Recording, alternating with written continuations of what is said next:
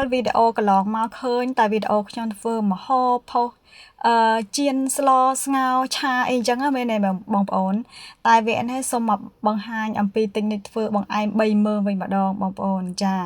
ហើយបងប្អូនមើលសភនភាពមិនដែរគួរឲ្យចង់ញ៉ាំអត់និយាយពីថាបានបងឯងមួយចានណាគឺថាឆ្ងាញ់ខ្លាំងមែនតែមានកម្លាំងព្រឹសតែម្ដងខ្ញុំឲ្យឈ្មោះបងឯមនេះគឺជាបងឯម3មើមដោយសារអីគឺខ្ញុំប្រើមើមដំឡូងមើមត្រាវហើយនឹងល្ពៅយើងនឹងឯងអញ្ចឹងហើយខ្ញុំដាក់បែបនេះដើម្បីឲ្យងាយស្រួលហាវអញ្ចឹងណាបងប្អូនអញ្ចឹងជាដំបូងគឺខ្ញុំចិត្តល្ពៅជាដុំបែបហ្នឹងមកបន្ទាប់មកទៀតហ្នឹងអានេះគឺជាដំឡូងពណ៌ស្វាយចាគឺខ្ញុំចិត្តដូចគ្នាហ្នឹងបន្ទាប់ពីបានចិត្តដំឡូងពណ៌ស្វាយហើយគឺខ្ញុំចិត្តដលងពណ៌ការ៉ុតហើយនឹងត្រាវយើងនឹងឯងគឺដូចគ្នាបងប្អូនចំពោះការចិត្តរបស់ខ្ញុំណាចិត្តបែបហ្នឹងទៅគឺវាងាយស្រួលណាមួយដល់ពេលដែលយើងយកទៅចម្អិនទៅគឺវាលឿនណាបងប្អូនវារហ័សនឹងឆ្អិនខ្លាំងមែនតើចាបន្តមកទៀតហ្នឹងនៅពេលដែលខ្ញុំហាន់3មើមនឹងរួចរាល់ហើយគឺខ្ញុំមកច្របល់ជាមួយនឹងម្សៅឆាបងប្អូនចំពោះម្សៅឆាបងប្អូនប្រើម៉ាកណាក៏ប្រើទៅសាច់ទៅលើការចូលចិត្តរបស់បងប្អូនទេបន្តមកទៀតហ្នឹងខ្ញុំយក3មើមហ្នឹងគឺខ្ញុំយកមកច្របល់ជាមួយនឹងម្សៅឆាយើងណាបងប្អូនដើម្បីឲ្យវារៀងស្អិតបន្តិចទៅជាប់គ្នានៅពេលដែលយើងយកទៅស្ងោរទៅគឺវាងាយស្រួលណាបងប្អូនហ្នឹងហើយបន្ទាប់ពីបានច្របល់ជាមួយម្សៅខ្ញុំយកកញ្ច្រែងមួយកញ្ច្រែងជ័រក៏បានអីក៏បានដែរខ្ញុំមកយកមកដើម្បីរែងម្សៅនេះចេញណាឲ្យវាជាប់តែបន្តិចបានហើយបងប្អូនគឺយើងអត់អាចដាក់ទាំងម្សៅដុំអញ្ចឹងបានទេបងប្អូនចាបន្ទាប់ពីយើងរែងម្ដងបន្តិចតតែអស់មើមដលងយើងនឹងទៅហើយយើងទុកវាមួយឡែកមកហើយយើងទៅដាំទឹកណាបងប្អូនចំពោះការដាំទឹកបងប្អូនដាក់ដាំទឹកឲ្យវារៀងពុះតិចមកហើយចាំយើងចាក់មើមដលងយើងចូលទៅនៅពេលរបៀបស្ងោរនេះនិយាយចំគឺខ្ញុំអត់មានរើសពណ៌ណាឬមួយដលងណាឆាប់ឆ្អិនដលងណាយូរឆ្អិនអត់ទេណាបងប្អូនគឺខ្ញុំចាក់ទាំងប្រងចឹងតែម្ដងនៅពេលដែលវាឆ្អិនគឺវាឆ្អិនស្មើគ្នាបងប្អូនហើយបងប្អូនមុននឹងស្រង់ឡើងមកទៅ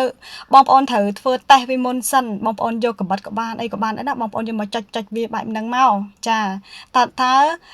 ដលងនឹងវាឆ្អិនហើយនៅបើសិនជាឆ្អិនហើយចាំបងប្អូនស្រង់យកមកដាក់ទឹកកកបងប្អូនចាចំពោះទឹកគឺបងប្អូនឆ្លៀតបន្ថែមទឹកកកមកដើម្បីកុំឲ្យវាជាប់គ្នាព្រោះតែកាលណាយើងអត់ដាក់អញ្ចឹងគឺវាជាប់គ្នាព្រោះដោយសារអីមើម3ហ្នឹងគឺយើងច្របល់ជាមួយនឹងម្សៅឆាអញ្ចឹងហើយគឺវាតាំងតែស្អិតហើយជាបន្តមកទៀតហ្នឹងគឺខ្ញុំចាប់ដើមចាក់ខ្ទិះដូងចំពោះខ្ទិះដូងនេះគឺម៉ាកប្រទេសម៉ាឡេបងប្អូនចាគឺផលិតចេញពីប្រទេសម៉ាឡេមិនមែនរបស់ថៃយើងទីទេបងប្អូនគួរឈប់ពេកកាទៅណាបន្តមកទៀតហ្នឹងគឺខ្ញុំបន្ថែមស្លឹកតើយចំនួន2ដុំផងដែរ2ដុំទូចចាហើយចំពោះស្ករគឺខ្ញុំប្រើ2វែកចា2វែកកំពុំដែរហើយបន្ថែមនឹងទឹកដោះគោយើងមួយវែកទៀតផងដែរអញ្ចឹងណាបើសិនជាបងប្អូនស្រឡាញ់ផ្អែមឬមួយក៏ផ្អែមខ្លាំងផ្អែមឡំអីស្រេចទៅលើការបងប្អូនជាអ្នកធ្វើទេតែចំពោះខ្ញុំគឺខ្ញុំអត់ចូលចិត្តផ្អែមខ្លាំងហើយបងប្អូនតែកាលណាផ្អែមខ្លាំងពេកវាទ្រាំណាគឺខ្ញុំអត់ចេះញ៉ាំទេបន្តមកទៀតគឺយើងចាក់ស្គូទៅស្គូមានតែស្គូកាញ់ហើយនឹងភ្នែកត្រីយើងនឹងឯងបងប្អូនយើងចាក់យកទៅបើសិនជាបងប្អូនមានដូងបងប្អូនដូងខ្ចីបងប្អូនបន្ថែមដូងខ្ចីមកតែខ្ញុំអត់មានទេបងប្អូននិយាយចំផ្ទះបាយខ្ញុំមានប៉ុណ្ណាគឺដាក់ប៉ុណ្្នឹងឯងបងប្អូនគឺខ្ញុំអត់បន្ថែមអីទៀតទេហើយបន្តមកទៀតនេះគឺយើងរងាស់តតែវារៀងផុយជាងនឹងតិចទៀតមកចាហើយមើលទៅភ្នែកត្រីហ្នឹងគឺយើងមិនបាច់រងាស់ច្រើនទេតែវារៀងឆ្អិនរៀងតិចគឺវារីកដោយខ្លួនវាទេបងប្អូនចានេះបងប្អូនគឺពុះហើយតែពេលពុះហើយគឺភ្នែកត្រីវាឡើងដែតមកបែបហ្នឹងណាបងប្អូន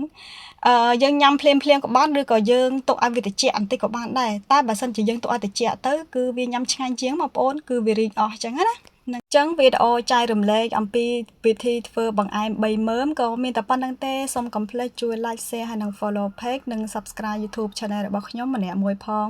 ហើយក៏ដើម្បីទទួលបាននូវវីដេអូថ្មីជារៀងរាល់ថ្ងៃណាអរគុណច្រើនជំរាបលា